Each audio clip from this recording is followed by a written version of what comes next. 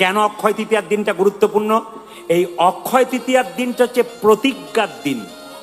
সারা বছর যা করেছেন করেছেন, অক্ষয় তৃতীয়ার দিন প্রতিজ্ঞা করতে হবে আমি খারাপ কাজ জীবনে করব না।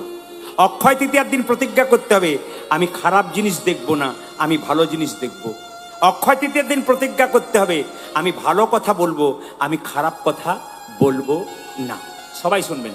কয়েকদিন আগে আমি গান করতে গেছিলাম মালদা এবং মুর্শিদাবাদের মাঝে, ফারাক্কার কাছাকাছি।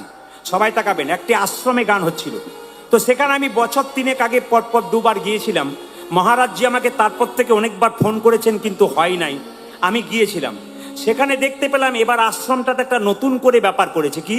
আশ্রমের দরজাতে 3টে হনুমান, এইদিকে এইদিকে এইদিকে, আশ্রমের দরজাতে 3টে হনুমান বসে আছে।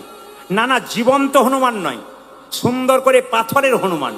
কিন্তু একটা হনুমান কানে আঙ্গুল দিয়ে বসে আছে, একটা হনুমান চোখে আঙ্গুল দিয়ে বসে আছে, একটা হনুমান মুখে আঙ্গুল দিয়ে বসে আছে। আমি আশ্রমের দরজায় ঢুকলাম, দর্শন করলাম। মহারাজজি আমার সঙ্গে গেলেন, ভেতরে বসালেন। মহারাজজি বললেন, প্রদীপ বাবু, লোককে তো খুব বোঝান, আপনি কি বুঝলেন? বললাম, কোথায়? দরজায় ঢুকবার সময় কি দেখলেন? বললাম, 3টে হনুমান দেখলাম। কি শেখানো হয়েছে? বললাম, চোখে হাত, কানে হাত, মুখে হাত।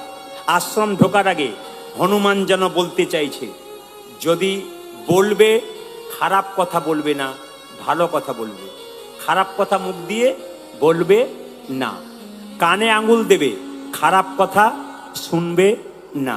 চোখে আঙ্গুল দেবে, খারাপ কিছু দেখবে না। এই শিক্ষা আপনার ছেলে মেয়েকে দিন, সংসারে দিন, আপনার লাভ আছে। 6ই বৈশাখ অক্ষয় তৃতীয়া কেন? সেই দিন স্বয়ং মা গঙ্গা পৃথিবীতে নেমে এসেছিল। শুনবেন ভালো করে, অক্ষয় তৃতীয়ার দিনে মা গঙ্গা